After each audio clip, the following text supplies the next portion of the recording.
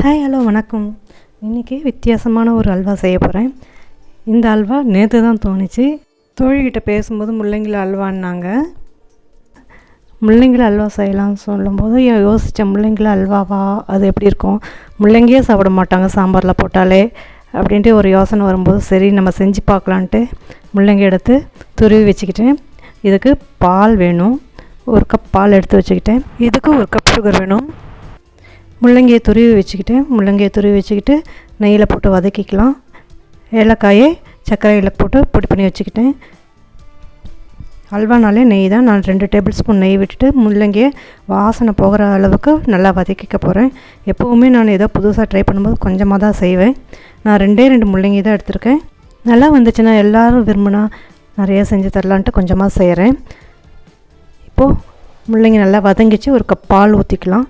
இந்த அல்வா செய்யும்போது ஒரு சின்ன சின்ன டிப்ஸ் எனக்கே தோணுச்சு. பால் கொஞ்சம் மில்க் மேடு ஊற்றிக்கலாம் அப்படின்ட்டு ஒரு யோசனை.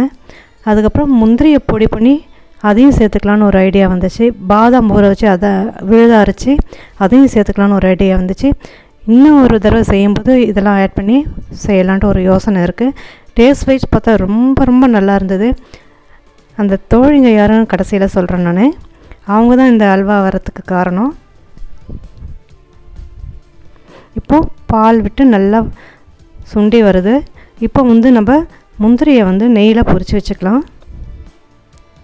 நான் 2 டேபிள் ஸ்பூன் நெய் விட்டுட்டு முந்திரி அதிலே நல்லா வறுத்துக்க போகிறேன். இந்த வறுத்த முந்திரியை இதில் ஊற்றிக்கலாம், நெய்யோடு சேர்த்து ஊற்றிக்கலாம். இப்போ இதை நல்லா கலந்து விட்டுக்கலாம். இந்த வாசனை பார்த்தா முள்ளங்கி வாசனையே வரவே இல்லை. ரொம்ப டேஸ்ட் வைஸ் பார்த்தா ரொம்ப அல்டிமேட்டாக இருந்தது. கண்டிப்பாக எல்லோரும் செஞ்சு பாருங்கள். இப்போ நல்லா சுண்டி வரும்போது இப்போ ஏலக்காவை பொடி பண்ணி வச்சுருக்கோம்ல, அதை போட்டுக்கலாம்.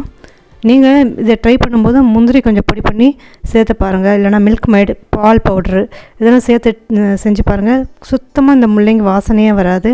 முள்ளங்கி பிடிக்காதவங்க கூட இதை கண்டிப்பாக ட்ரை பண்ணலாம். அல்வா வைஸ் சாப்பிடும்போது அந்த முள்ளங்கி சத்தும் நமக்கு சேரும். சின்ன குழந்தைங்களும் அழகாக சாப்பிட்ருவாங்க. முள்ளங்கியில் செஞ்சதுன்னு யாரும் சொல்லவே மாட்டாங்க, அவ்வளோ டேஸ்டியாக இருந்தது. பால் ஊற்றி பால்லே நல்லா வேக வச்சதுனால டேஸ்ட் வைஸ் பார்த்தா ரொம்ப நல்லா இருந்தது. நீங்கள் கொஞ்சம் மில்க் மேடும் சேர்த்துக்கலாம், முந்திரி பிடிச்சி அதையும் சேர்த்துக்கலாம். இதெல்லாம் ட்ரை பண்ணி பாருங்கள். நான் நெக்ஸ்ட் டைம் பண்ணும்போது அதையும் செஞ்சு காட்டுறேன்.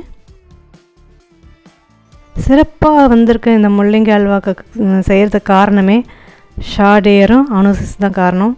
நேற்று அவங்க கூட பேசும்போது தான் இது யோசனை வந்தது. சரி இதை ட்ரை பண்ணி பார்க்கலாமேன்ட்டு ட்ரை பண்ணேன். நல்லாவே வந்திருக்கு. முள்ளங்கியில் தான் செஞ்சோன்றது வாசனையே இல்லாமல் அருமையாக வந்திருக்கு. ஃபஸ்ட் டைம் செய்கிறேன். எல்லா வெஜிடபிள்ஸ் அண்டு ஃப்ரூட்ஸில் செஞ்சுருக்கேன். ரொம்ப நல்லாவே வந்திருக்கு.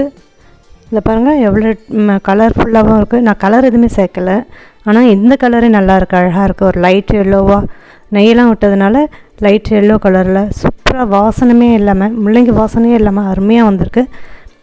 நீங்களும் ட்ரை பண்ணி பார்க்கலாம். தேங்க்ஸ் ஃபார் வாட்சிங்.